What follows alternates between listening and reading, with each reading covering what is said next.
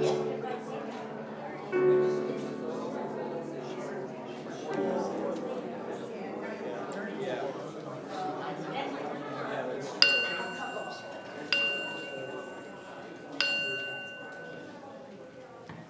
morning. Good morning. Welcome to UCOV, which stands for Unitarian Universalist Congregation of Venice. Each and every one of you is welcome here, and we're delighted that you chose to be with us. We hope you'll meet someone new and find something in today's service that inspires you. My name is Janet Knudsen. I'll be your worship associate today. If you'd like to learn more about UCOV and all we offer to stimulate learning and connection, please visit our website at uucov.org or our Facebook page. If you're joining us online, please know that your donations are welcome and can be made remotely by clicking the donate button on our website. Is there anyone here visiting with us for the first or second time today that would introduce themselves? Yes. Could you stand up and tell us your name and where you're from? Judy and Gordon Mulligan. We're here from Englewood the first time. Okay, well, welcome. Anyone else that would like to introduce themselves if they're here for the first or second time? Okay, well, anyone who is new, we hope you'll visit the welcome desk out in the lanai after church, learn more about us. I have a few announcements to make today. The next 2 Sundays, October 22nd and 29th, Community Outreach will collect health products for Good Samaritan Pharmacy and Health Services. Please see me after church if you'd like a list of the specific items we need, and then deposit those items in the box on the lanai.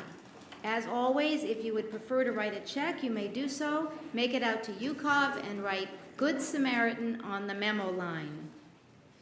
A class called Beyond Categorical Thinking will be held on October 27th from 10:30 to 2:30. You can attend via Zoom or in person. Sign up today on the lanai. Are you ready to explore membership at UCOV? If so, please join our 2-part Pathways class on Tuesday, November 14th and Thursday, November 16th from 6:30 to 8 p.m. in Waters Hall. Again, you can sign up on the lanai, and if you need childcare, please talk to Kathy Avery. Be sure to look at the poster on the lanai that lists all the fun and interesting activities we have coming up for our 25th anniversary. We'll be celebrating that throughout November and December. Please join the Social Justice Committee for its first Justice Social this Wednesday at the Hotel Venice from 4 to 6. This will be a great opportunity to connect with others with a shared perspective about the need for a more socially just Florida. If you want to learn more about our social justice programs, you can visit the social justice table on the lanai or our social justice page on our website. Also on the lanai, another sign up for the cottage meetings, and these meetings are to provide more input to our wonderful search committee. The Jewish Congregation of Venice on Auburn Road will have healing prayers for Israel as part of its weekly Shabbat service. You're invited to join in solidarity with our Jewish brothers and sisters by attending this service this Friday, October 20th at 7:30 p.m. Now I hope you'll all enjoy the prelude that Lisa Frank has prepared for us.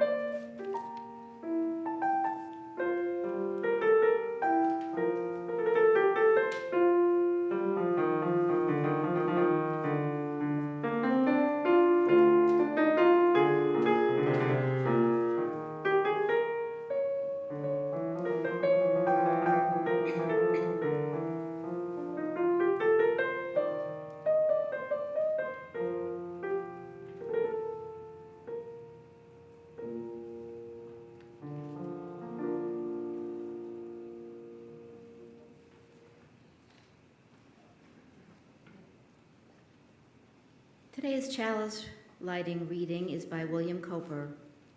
The clouds ye so much dread are big with mercy and shall break in blessings on your head. We light our chalice today to remind us that church is a place where all people can go to seek support as they try to free themselves from the chains of unwanted addiction of any kind. May we all work to free and bless one another.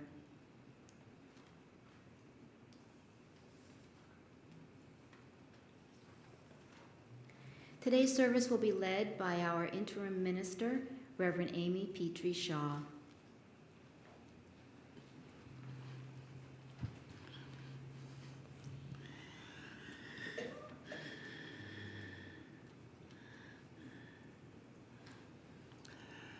We're talking about addiction today. That's a topic you don't talk about a lot in your public life. People get embarrassed when you say you're addicted to something. People get embarrassed when they have to admit that their child or grandchild has addiction issues, or that maybe they themselves have addiction issues. But where better to go to talk about this than the place where you know you're safe, your church? I want to start with some words of love from Reverend Bruce Southworth. It's called, O Source of Life and Love.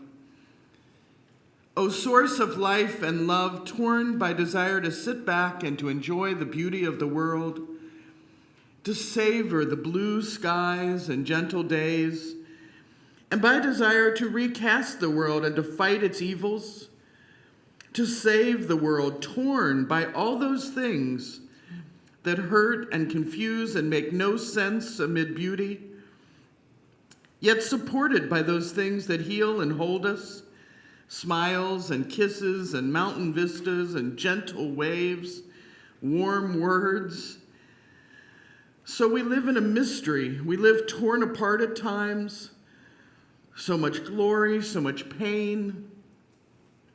We live in faith in ourselves and each other, faith that we can create bonds of the Spirit that proclaim that we are not alone. We have so much health within us.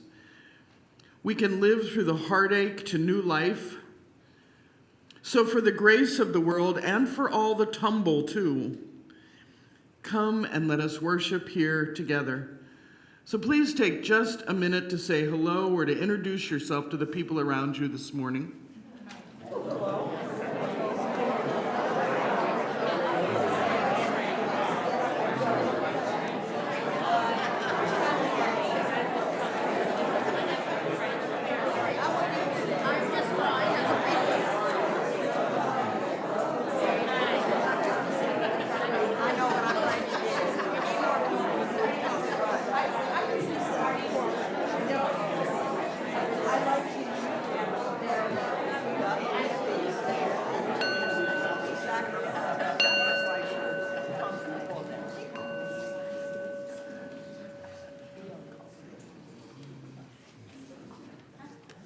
I'm going to ask you to please rise in body or spirit as you're willing and able and join in singing hymn number 360, Here We Have Gathered. May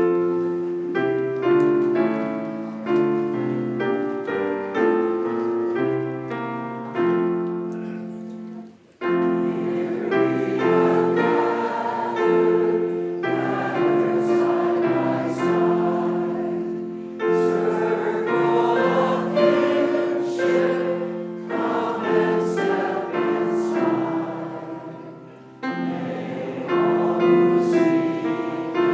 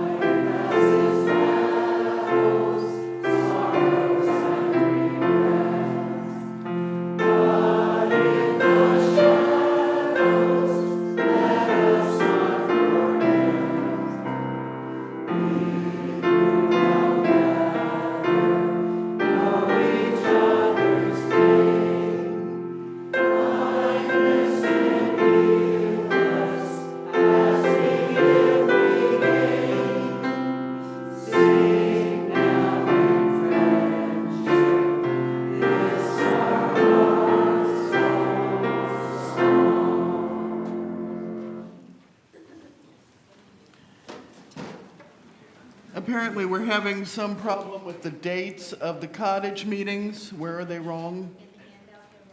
They're wrong in the handout. Are they right out on the lanai? Yes. They are right out on the lanai.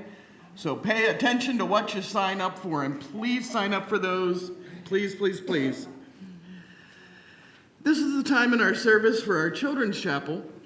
It's where we explain to the children among us and watching along on YouTube exactly what it is the adults are going to be talking about later. And today what we're talking about is this idea of addiction.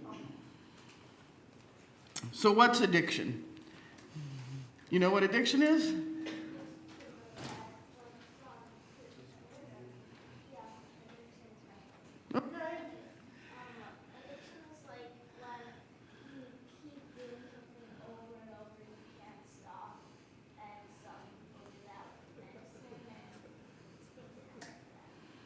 That's exactly right. Addiction. You keep doing something over and over, and you really can't stop, even though you may want to, even though you may know it's not good for you, and you're actually kind of tired of it and don't want to do it anymore, but you look up and there you are doing it again. And you can get addicted to all kinds of things. You can get addicted to food. You can get addicted to video games. You can get addicted to aggravating your parents. I know I was addicted to aggravating the children. But it's behaviors that no longer serve you in the way you want them to. And they're not good for you anymore, because it's not good to not be able to stop something. And so one of the things we're talking about today is the fact that part of our church community is here to support one another when we get tired of our addictions. One of the things we really need is other people saying, it's okay. I'm right here. I know you don't want to go eat another hot dog or eat another cupcake. You're sick of them. I'm right here with you. Let's go do something else so you don't think about cupcakes for a few minutes. And that we're here to do that. And so if you decide, you know what, I've played too many video games and I can't stop and I'm sick of it, you can come to somebody at church and say, can you help me find something else to do? Because I don't want to think about this anymore. I need help because I can't stop on my own. And that's okay. That's what we're here for. When you can't do it by yourself, it's important that you have a community that doesn't blame you, but says, yep, I know how that goes, and I'm right here, and I'm going to help. So that's what we're talking about today. And I would ask all of you to please help me sing the children out with the words of the Reeb benediction. Thank you all.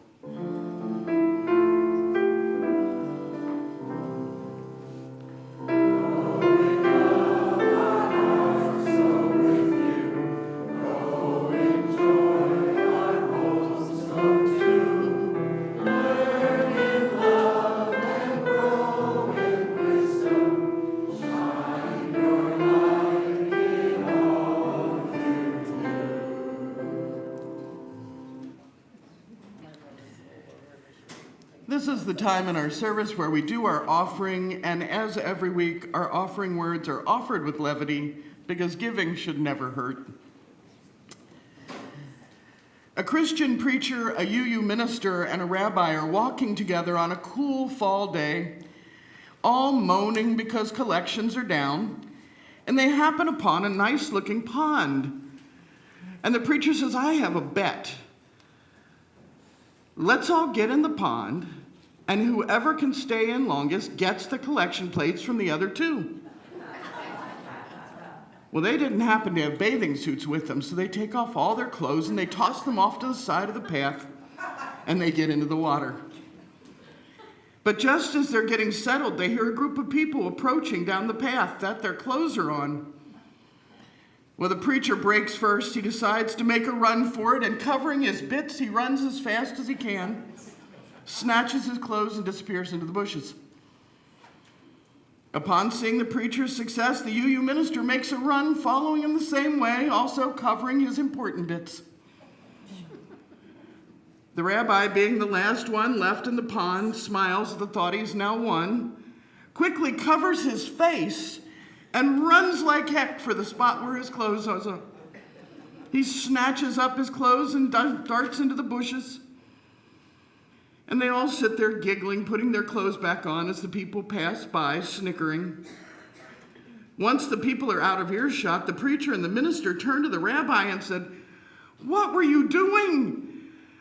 Everything was... What happened? You covered your face." The rabbi looked at the other two and shook his head. He said, "I don't know what kind of churches you guys have, but the people at my congregation recognize me by my face."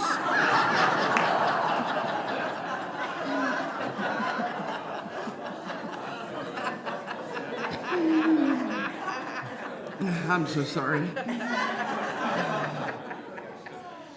Given that I run like an elderly cabbage and I'm not good at sitting in cold water, the morning offering will now be given and received gratefully. See if I can remember that. I'll skip what I get.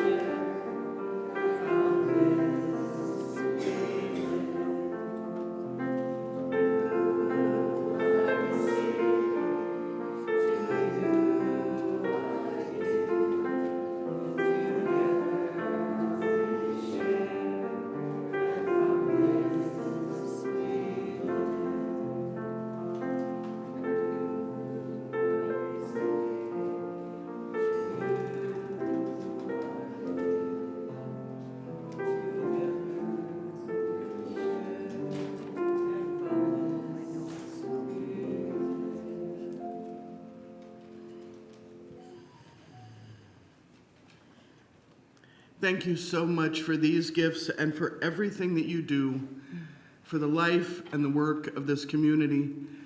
Because church is all about the community. It's not about the building. It's not about the grounds. It's about being a community of human hands and human hearts that come together here to share our laughter and our tears. We're entering into the time of sharing joys and concerns. Every week, you are always welcome to come up before or during the service and light a candle at the candle table to commemorate a joy or concern. During joys and concerns, I will light them for you. Right now, you can raise a hand and someone will bring you a microphone. Please share only information that is yours to share.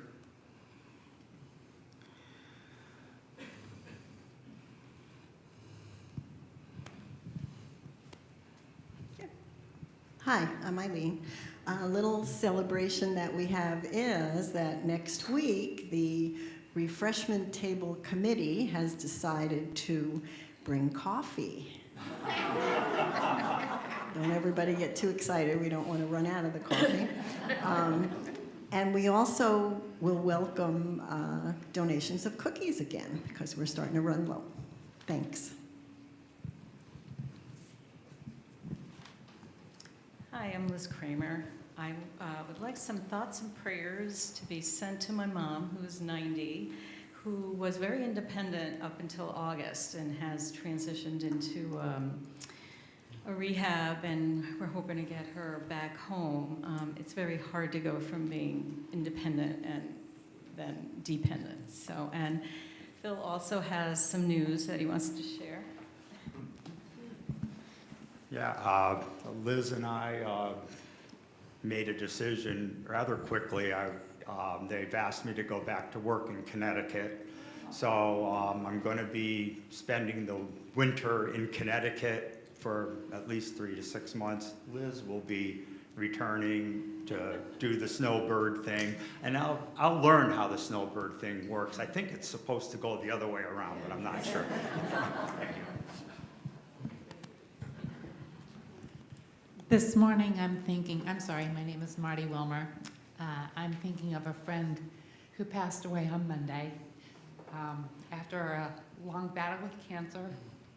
And she had a big smile, always, and a very positive attitude, which is a great model for all of us. Any other joys or concerns?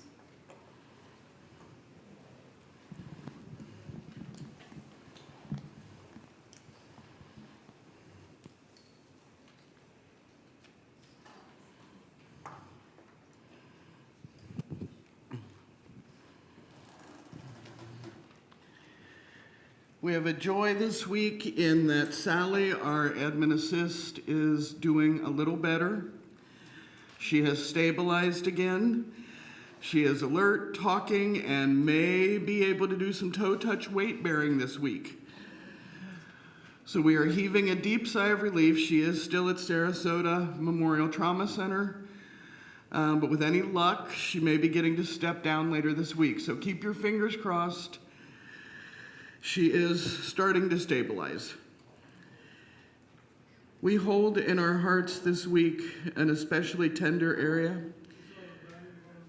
We hold the people of Israel.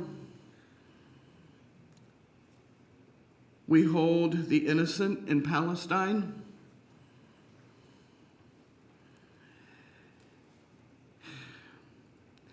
While we cannot say, may there be peace, we can say, may there be the hope of peace. May there be peace in our lifetime.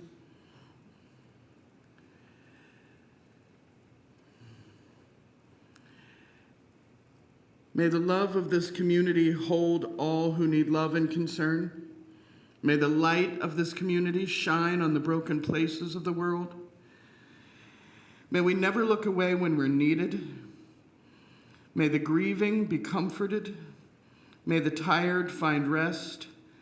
May the broken places be healed, and may those who are filled with joy and laughter be abundant.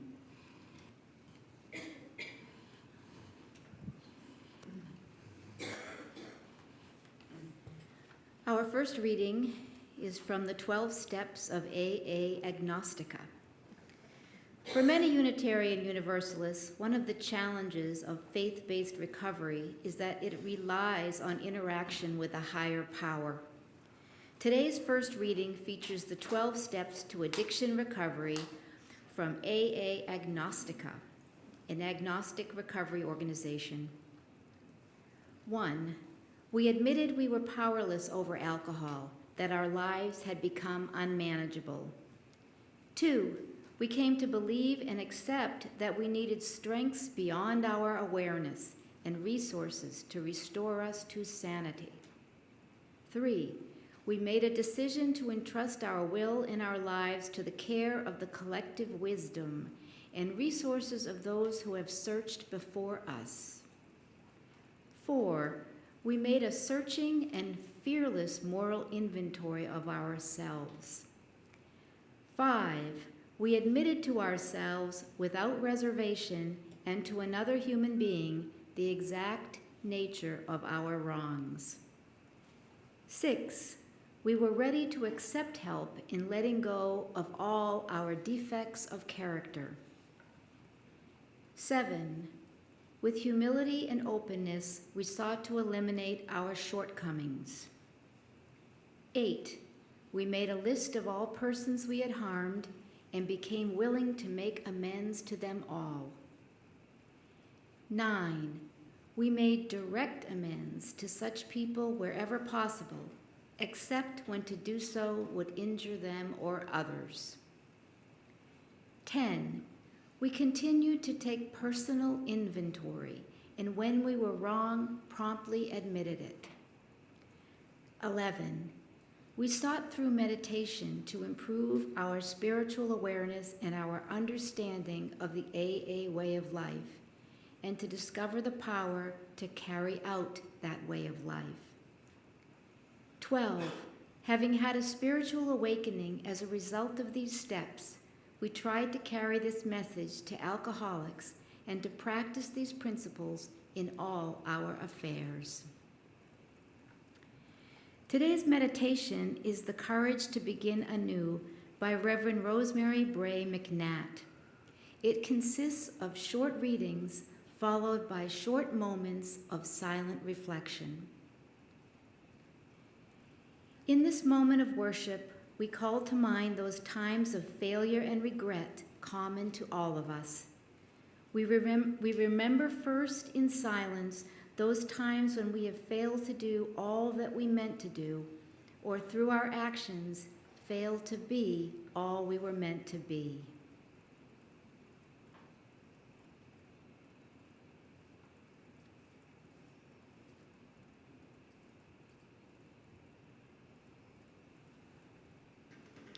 We now recall our moments of integrity, those times we have lived into our deepest values and acted as the human beings we always dreamed of being.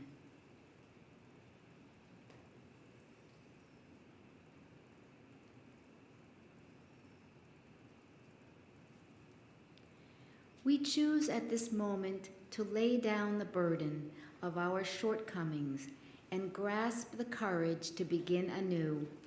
Together we affirm our capacity for goodness and grace, for freedom and purpose and joy. We are not trapped in our past, but freed by creation to live and grow today. With gratitude we say, "Blessed be," and Amen. Please join now in 1 minute of silent meditation, thought, or prayer.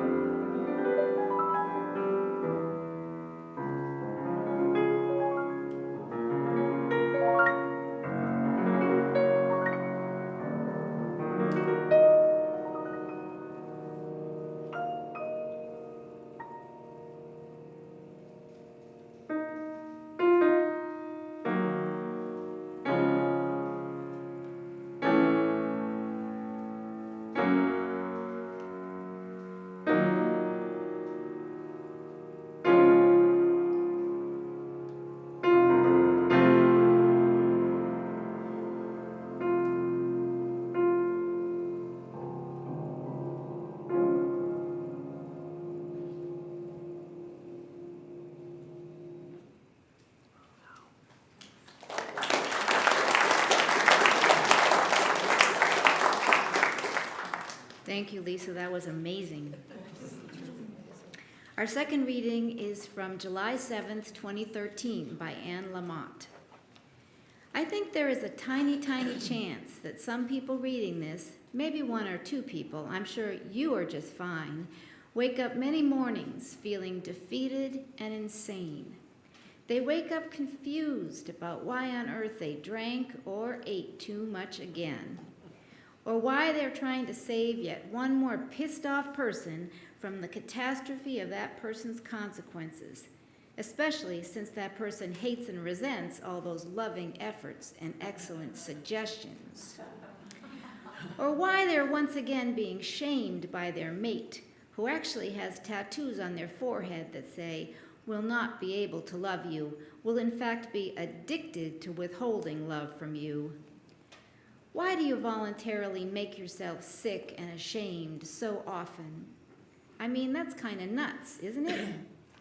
That's where I was, July 7th, 1986, sick and tired of being sick and tired, but scared to death that I wouldn't be able to write well anymore, that my creative spirit depended on alcohol for its expression, for its existence. I was scared to death that if I stopped drinking, my social life was over, that any sense of wild, expansive joy and oneness would dry up.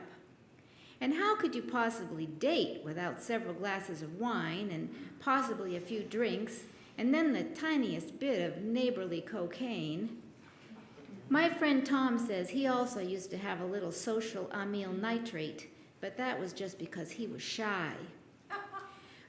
By July 7th, 1986, I had finally run out of any more good ideas on how to stop the pain and shame of using. So I asked a sober friend to help me. He asked if I could go for one day without a drink. I was sufficiently hungover to think that yes, I could. I asked for help, and I said yes. And today, 9,855 days and 11 books later, with a son, a grandson, sober and cherished brothers, a gorgeous, breathtaking community of closest companions, world travel, daily hikes, well, yes, I definitely think I can go for one more day without a drink. You can do it, Cinderella. Cinderella, I promise that if I can, you can too. Ask someone to help you. You know who I mean. You know one person who has found freedom from the madness and addiction that leaves you feeling such sickness and shame. That's all you have to do. Say yes for the one day. That's all I did. Please rise now in body or spirit to join in hymn 108, My Life Flows On in an Endless Song.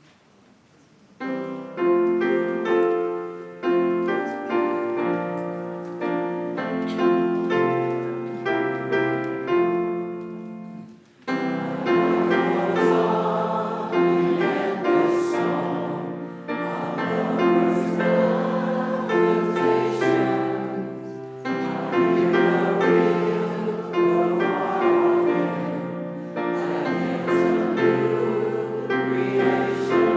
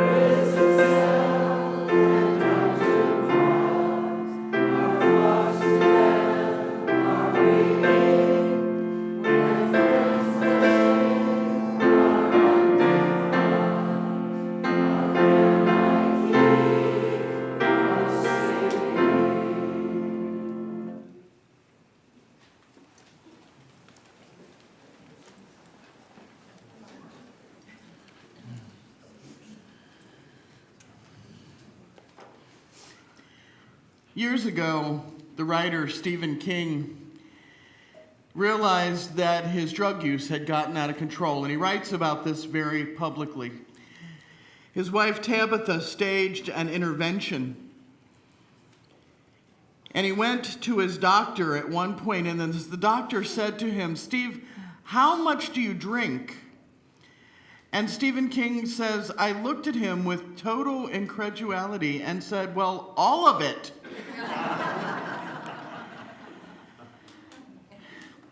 And I thought about that for years. You know, I have smoked since I was 12 years old. I was a pack-a-day smoker by the time I was 13. By the time I was 30, I was a 3-pack-a-day smoker.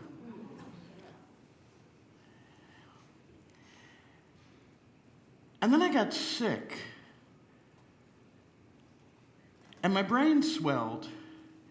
And at some point in that process, I woke up one morning and I didn't want to smoke. I just stopped. I couldn't imagine lighting a cigarette. I had Hashimoto's encephalopathy and a swollen brain. They medicated, they did all kinds of stuff, and I had no interest in smoking. About 5 years went by, didn't smoke. And then they fixed my brain and the swelling all went down. And I couldn't imagine life without a cigarette again.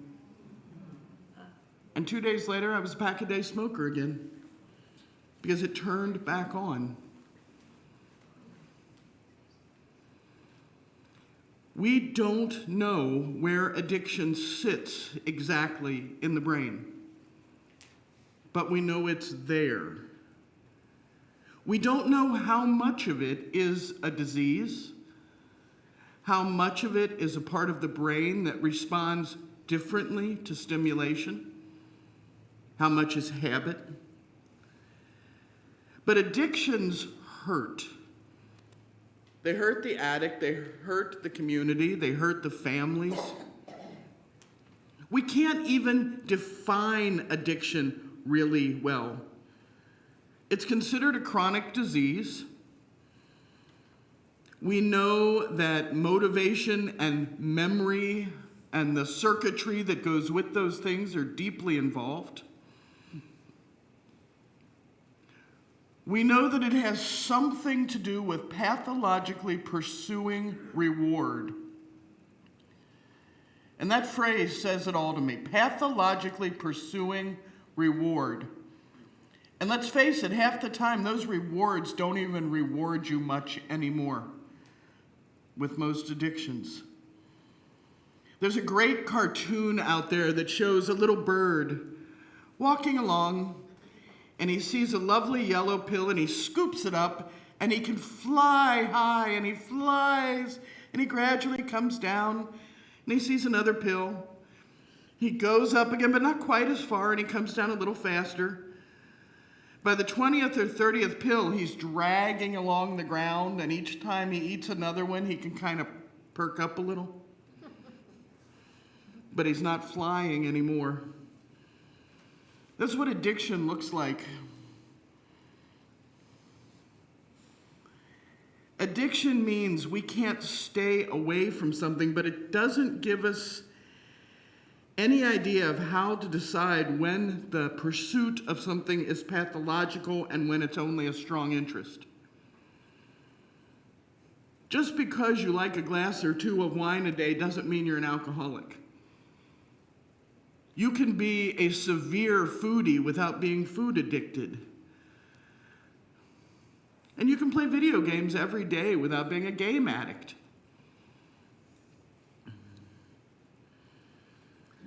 But when you cannot quit consuming your substance of choice, drugs, alcohol, food, pornography, when you can't quit playing the game, gambling, sex, sports, when you can't quit, then we're probably talking about addiction.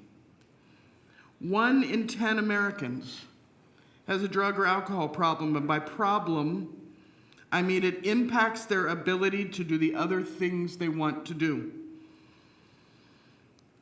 15.4 million alcoholics. 13.5% of Americans 12 and over used drugs in the last month.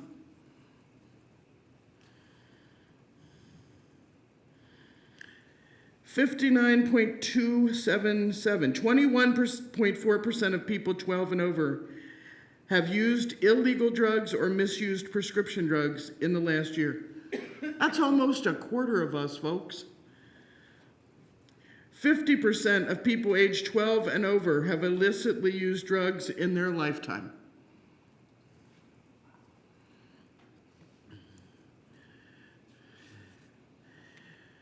(20.4% have used alcohol in a way that indicates disorder. 57-point-something million people use tobacco. A quarter of illegal drug users have a drug disorder. A quarter of those with drug disorders have an opioid disorder.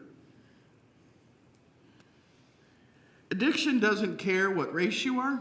It doesn't care what religion you are. Doesn't care if you're rich or poor or what your gender is. We all have at least some addiction issues, but Americans seem to have the disease the worst. And the pandemic made it even worse. Bruce Alexander wrote an amazing treatise on addiction and American alienation. He wrote, "Global society is drowning in addiction, drug use, 1,000 other habits. It's because people around the world, rich and poor alike, are being torn from ties to family and culture, traditional spirituality that constituted the normal fabric of life in pre-modern times. This kind of global society subjects people to unrelenting pressure toward individualism and competition, dislocating them from social life. And people adapt to the dislocation by concocting the best substitutes they can for a sustaining social and cultural and spiritual wholeness. Addictions provide this substitute. History tells us that addiction can be rare in a society for centuries, but become nearly universal when circumstances change. When a tribal culture is crushed, or an advanced civilization collapses. History doesn't deny that there are differences in vulnerability built into genes and individual experience and personal character, but it removes individual differences from the foreground because social determinants are so much more powerful. Medically and psychologically, addiction is a disease. Sociologically, it's about alienation. So where does religion come in? Religion can be a part of how you survive the disease of addiction. It removes the alienation, the isolation that keeps you vulnerable. And 12-step spirituality is something to look at closely, whether or not you have addictions. I want to look at that first reading because it calls us to transformation. We admitted we were powerless over alcohol, that our lives had become unmanageable. Now you can drop the word alcohol and put in anything you like. I don't care if you're powerless over cupcakes, porn, gambling.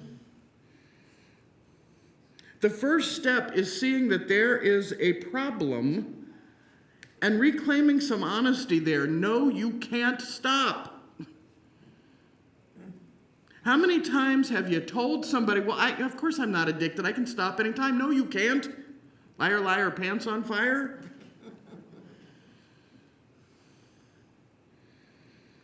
It's about realizing that while you may be dangling over your own personal hell, that there is a break you can grab before you go any further. If nothing else, You have complete and utter control over saying, no, I don't got this. No, I am in trouble with this, and I need help. You have total control over that. That first step says, I recognize I'm part of a web of people and things.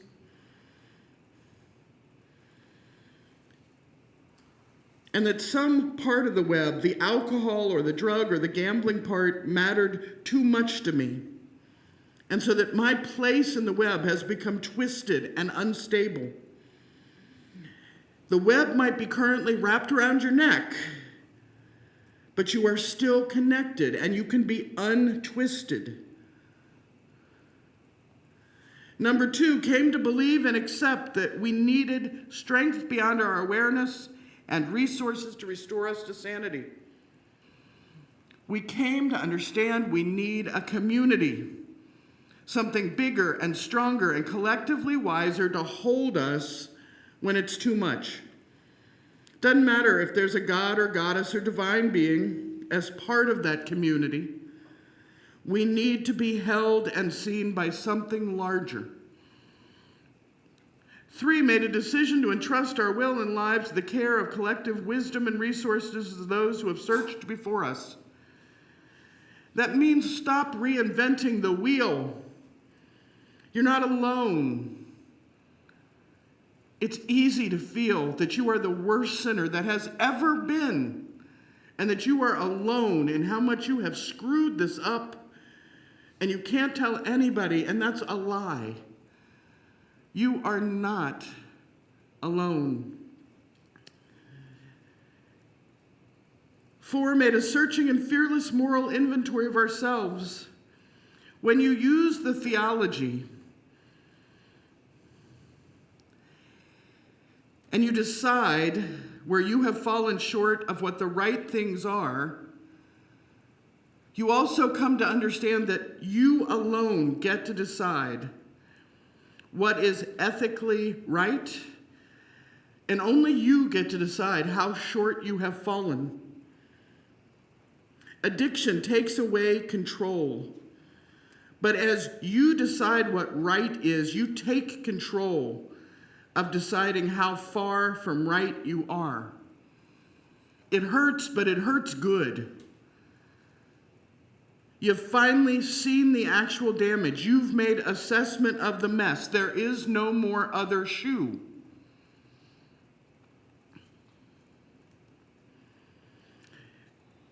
Number 5, admitted to ourselves without reservation and to another human being the exact nature of our wrongs. This is nothing less than utter honesty. Being yourself, being fully present in covenant with another human being. When you can't do anything else because you've screwed it all up, you can do this and get it right, and it's the first thing. You can show up in all your brokenness, and you can dare to trust at least one person to be with you in that brokenness. And for some of us, that is an utter revelation that you can say to somebody, I can't stop this thing, and I can't control this thing, and I need help. And have them say to you, and I love you, and I'm right here, and I'm not leaving. I see you just the way you are. Number 6, we're ready to accept help in letting go of our defects of character. You are ready to return to community, to be a part of something, to let go of alienation, to give and take in relationship. And maybe it's about letting go of some parts of who you thought you were. I'm a drunk. I'm a drug addict. Maybe it's time to let go. 7, sought to eliminate our shortcomings with humility and openness. It's the action piece. Once you let go of the identity, it's time to eliminate the traits. Time to be born again as the person you want to be. 8, made a list of everybody you hurt. Be willing to make amends. You're not doing anything yet. But you look, you tell the truth to yourself. No, they didn't think you were funny. Yes, your son or your daughter or your husband or your wife got hurt. And yes, you're really sorry.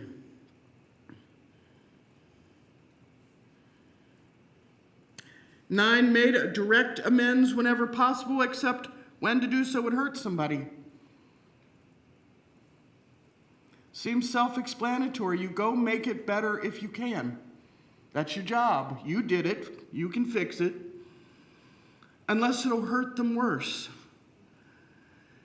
You don't get to go try to fix something if they don't want anything to do with you, or if they've already done that work and it just didn't involve you. Sometimes things just get to stay broken.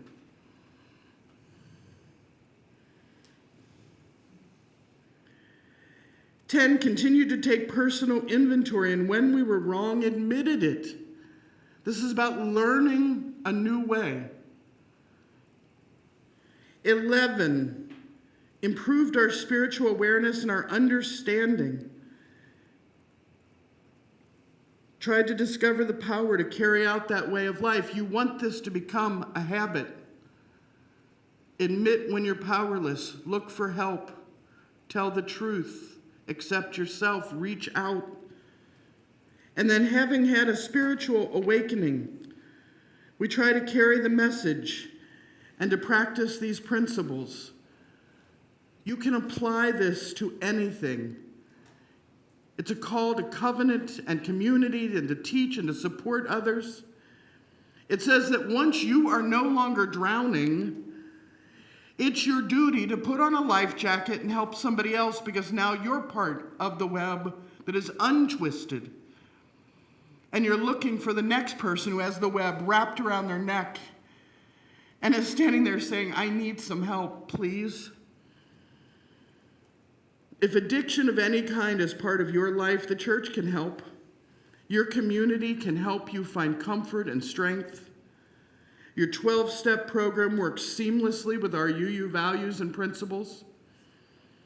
If addiction is not part of your life, the 12-step spirituality can be used to approach other problems. It's a way of living, akin to Buddhism, in that it's a set of approaches which can be used with multiple spiritual beliefs. Whatever is holding you in prison, whatever is holding you back, you can fight it with 12 little steps, 12 giant steps. The distance across a kitchen, the distance between hell and hope, 12 steps. It works if you let it, one day at a time. One day, just today.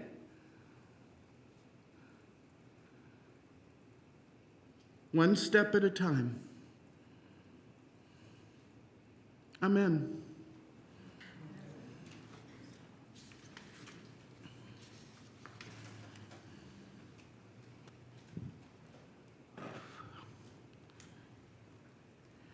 May we carry this light in our hearts and use it to illuminate the darkest hours of the darkest days.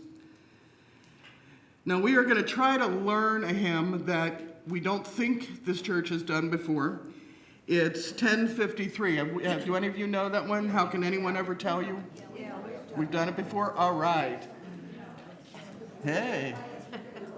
So she's going to play it through one time for those who may not know it, and then we're going to sing it through twice. So she's going to play it through once without us singing, then we're going to sing it through twice. So please rise in body or spirit. Number 1053.